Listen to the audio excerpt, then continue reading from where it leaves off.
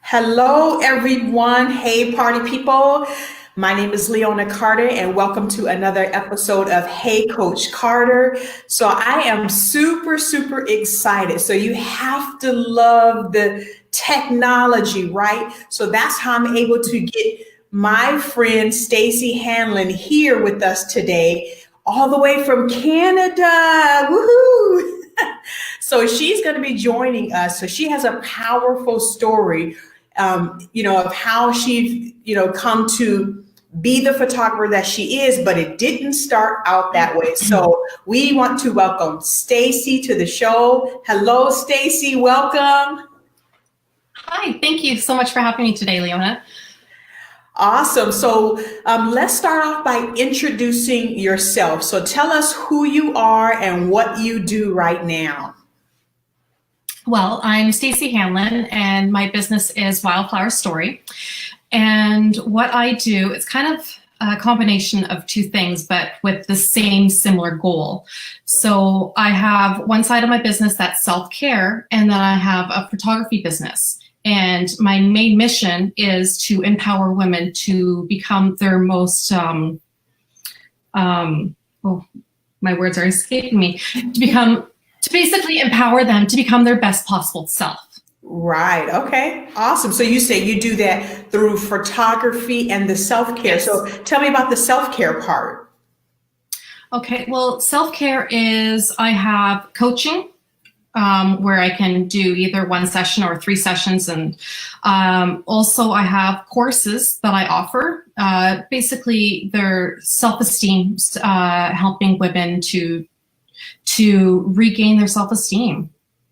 Got it. Okay. So important. So I hear you say about the self-esteem. So have you always had high self-esteem, or it didn't start off that way? It's from what I gained from your story, right? Yeah, a little bit. No, sadly, I did not. It is something that I worked very, very hard to achieve. Okay, so now tell me, so let's go back a little bit. Let's go back. You're a young lady before marriage, before kids. What was life like for you? Whew, it's getting hot in here. What was life like? Well, it was very, very difficult. I grew up being bullied. I also had a learning disability. People didn't always get me or see me or want to be able to get to know me. Basically, I had no confidence in myself, and I also made a lot of bad decisions because of this. Mm. And you said people bullied you. What did they bully you for? For what reason? Wow. Lots of things, from my clothes to how I looked to the way my nose is shaped. Wow. Everything. Okay. My last name, not this one, my maiden name. Oh, okay. Yeah, lots of different things. Got it. Okay. So it reminds me, I mean, kids are, young kids, teens can be Oh so yeah. cruel. Like it's ridiculous. I mean, I remember growing up, same thing, bullied, my nose. Like what? Oh Yeah. gosh. The no, Yeah. I mean, it's just ridiculous. 4 eyes, and Oh shoot, yes, I got that too. right. Yeah, now my green glasses is part of my branding, baby. What, huh? Oh Four yeah. eyes, here I come. You rock it. Right. I'm rocking all 4 of my eyes. Okay. So it's so it's amazing. I mean, people are, but some of those things make us so here you are. So then you kind of, met the love of your life, get married. So tell me about that marriage early on for you. Well, it wasn't quite like that. Okay. So basically, I found a man, I married him, and I had a couple of children, and he was very abusive towards me. But of course, given my background from my childhood, it makes sense that I would follow in this lead. And I also had a few hiccups, like my father died when I was 14. So there was lots to steer me in that direction. So it was basically getting to the point where I recognized that I was in an abusive relationship and deciding to leave. And that was sort of that pivotal moment where I started to begin on this journey of self-care, self-love, finding the confidence and my self-esteem. So now, how long were you in this abusive relationship to realize that you need to take your power back? I mean, did this go on for years? Only a couple of incidents? Well, I was with them for about 9 years, and okay.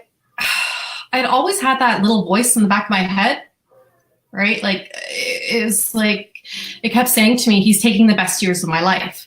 And then eventually, just one day, I saw my son mimic the same behavior that my then husband did. And I instantly I can't do this. I do not want my kids to grow up in that environment. That made me decide to change.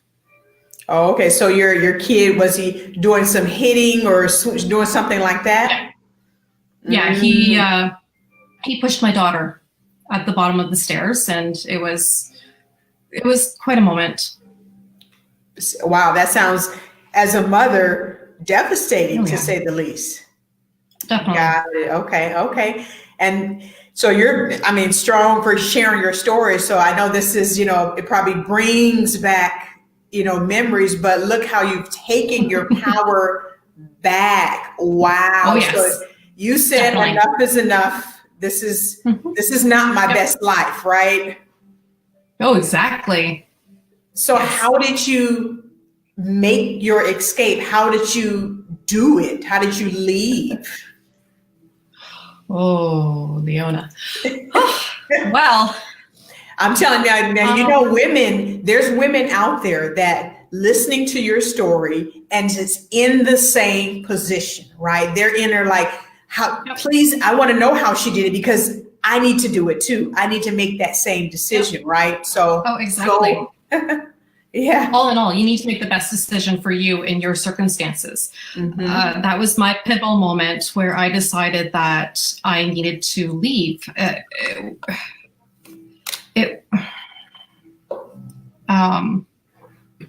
can't remember where I'm at in conversation. I'm sorry. Oh, no problem. Just how did you decide to leave? What did you do to actually leave? Well, it was a bit of a process, and it had gotten very violent at this point. Like, it had really escalated to that. I remember, this is going back about 12-ish years. Okay. I remember getting a hotel room with my 2 children. So I left the house with them and packed kind of as much as I could. He worked during the evenings into the early morning. So he didn't know that I left. And it was quite, it was very difficult.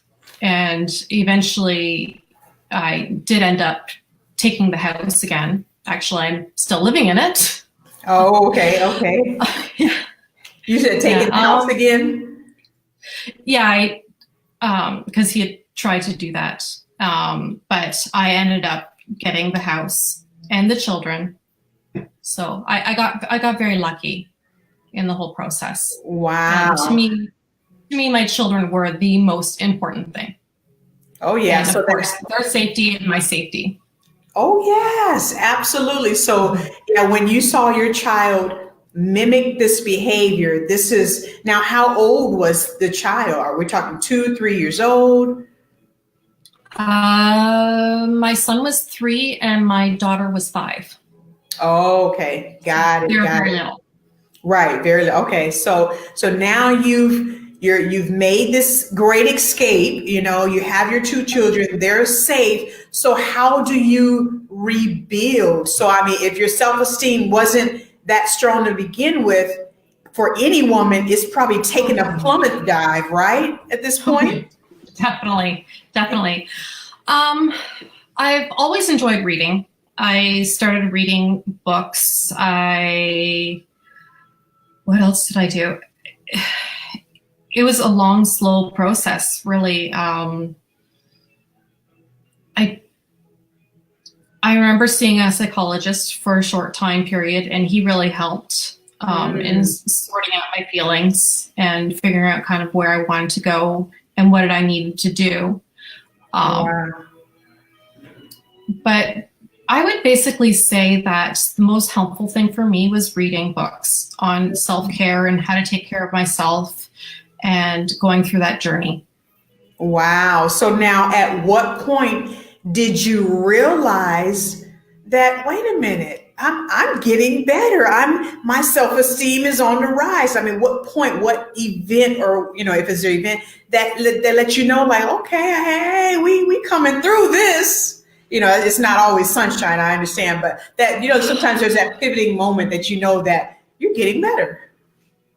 Do you know what? It's strange, not strange, but it's been a long journey and it's been an amazing journey. But I have to say it's been entrepreneurship. Wow. That has been, because there's so much that you have to dig down and bring back up in order to move forward in your business, to become who you want to be and what you need to do in order to become successful. Now that totally makes it. Now that's really good. Now that's awesome that you can actually connect the two, because some women aren't able to make that connection, because when you're in business, as you and I both know, you're giving so much of yourself. Yes. And your things in your personal life translates over to your business life. But some people don't make that connection. Definitely. Hugely. So tell me about some of the ways that you were able to make that connection kind of in business, whether you're pouring into someone else and realizing that you were healed enough to do so, or still needed some work, even though you were pouring into someone else. Well, I think we always need work. I mean, nobody's ever perfect. We may think we are, but we're not. Right.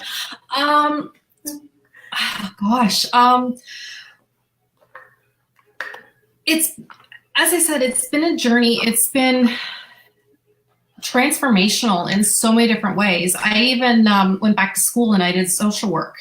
So that really propelled me forward in learning. But at the same time, I've always been that type of person where all my friends came to me for advice. Okay.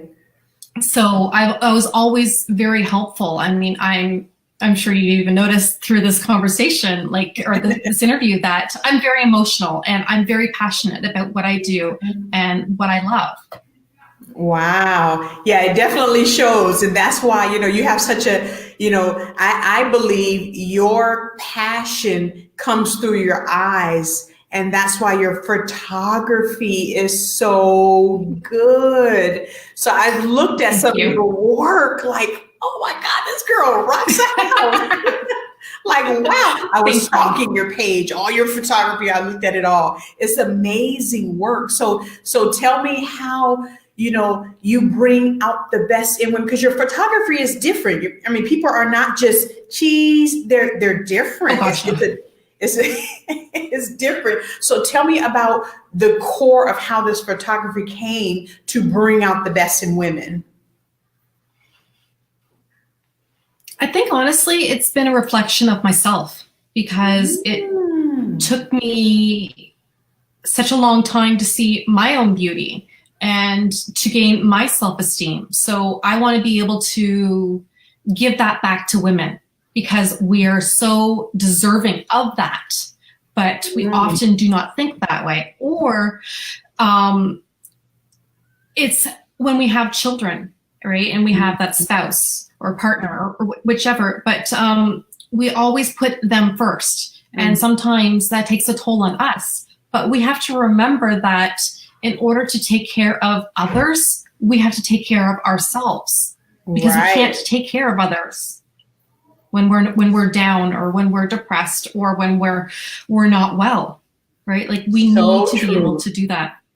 Yeah. Now, how do you okay, so now when I look at your photography, some women are in lingerie, some women are in, dressing in the 60s, or some women, so like I said, that's what I mean. It's not like the cheese, the regular. It's like this is all of me. I mean, it's really, I call it like exotic photography. I don't know how to explain it. Really exotic. So, no, so how do you get women to own their power to take the photographies that they do, the pictures that they do? Well, it's a process. So it starts out kind of, in a sense, slowly. So I have a consult that I talk to women about first before we even have the shoot, right? So I get to know them. I get to know what they love about themselves, what they hate about themselves, which sadly is a very long list usually. Oh, wow. And we often even don't want to do a shoot because we don't think that we're worthy of it, but yet we are. We're so worthy of it and we deserve it. And when women leave my studio, they are like walking on air. It's such, it's huge because I give them an experience that they've never necessarily felt before. And that is, it's so important even to feel it once. And some women even do it yearly as well. It's so important. Wow. That is transformational because we give of ourselves. And, you know, so to have something like that, you said some women come back annually. Wow. That's just like, you know what, today's my self-care month. And I'm going to for photography. Wow. That's a good idea. I might have to come see you in the month of September every year, which is my birthday. Sounds good. So that's awesome. So now tell me of the most memorable moment you've had with a woman where you've used your photography or even coaching to empower them and the transformation that they were able to make. Well, it actually happened in consult. So I had this woman, I'm probably going to cry. I had this woman and she was amazing, but she was completely broken at this moment. Her husband had just left her for another woman. She worked at home and I was going through the questions and she didn't feel beautiful. And I asked her to, because often when we work at home, we don't do our hair, we don't do our makeup, unless you were having an interview. Right? Yeah.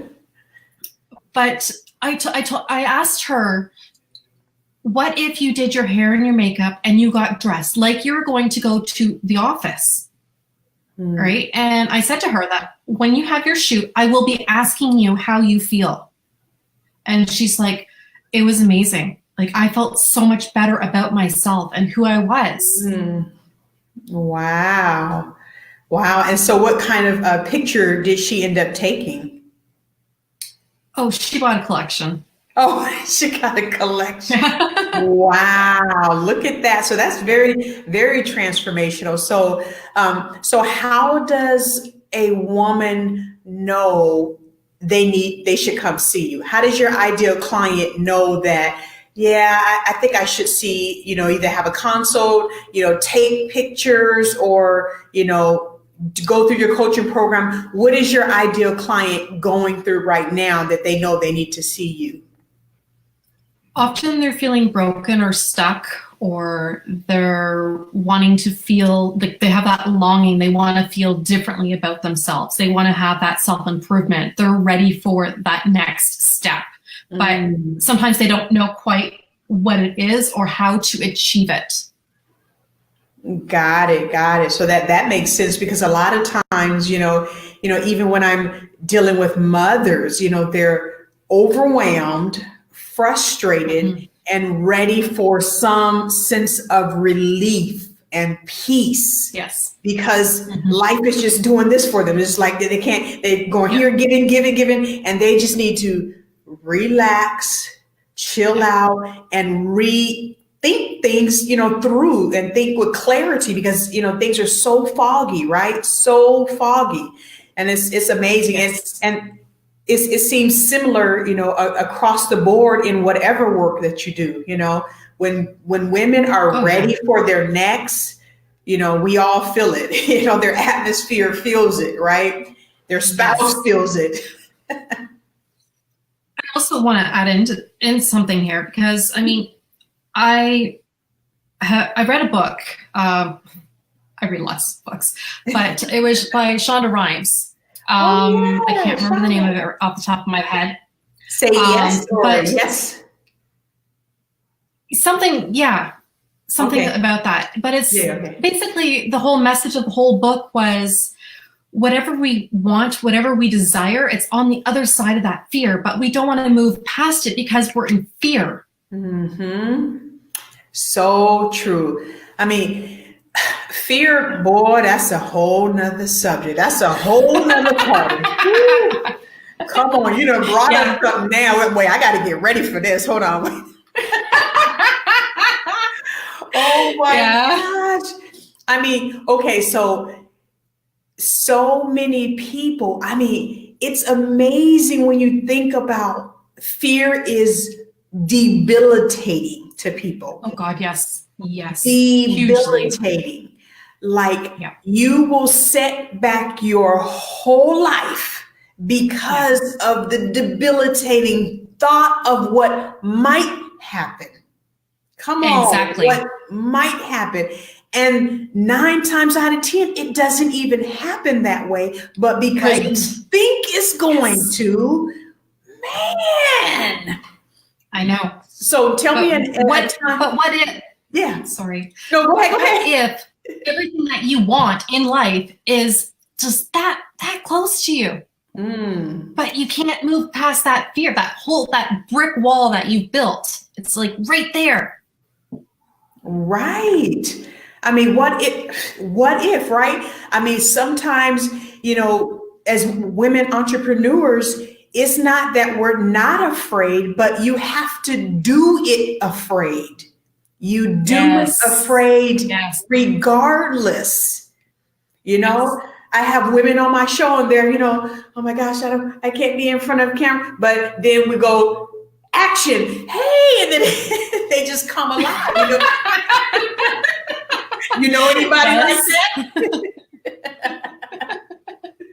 But yes, you have to do it afraid. And then, because as you're doing, the more you do, it gets a little bit easier, but you have to have strategies in place to combat fear, not take a back seat to it and not do it at all. That's what people, so it's not like fear goes away. It does not go away, but you have to be so connected with who you are and who you're called to serve that you're going to punch past fear to get to because somebody, your photography, your business, somebody's waiting to hear, waiting for your story. And this story today, they need your story because this might help someone overcome, fear of knowing what next step to take, right? Exactly. Mm-hmm. So now, if someone wants to connect with you, what is the best way they could do that? To just really say, you know what, I think I need to call Stacy because I want to just talk, just to start that journey. How can they do that? Oh, definitely. Probably the easiest way would be to email me, and that's to getcaredfor@wildflowerstory.com. Okay, say that again. Of course. getcaredfor@wildflowerstory.com. Got it. Get cared for. I saw that email like, wow, get cared for. Okay. Now what is your website address? It's wildflowerstory.com.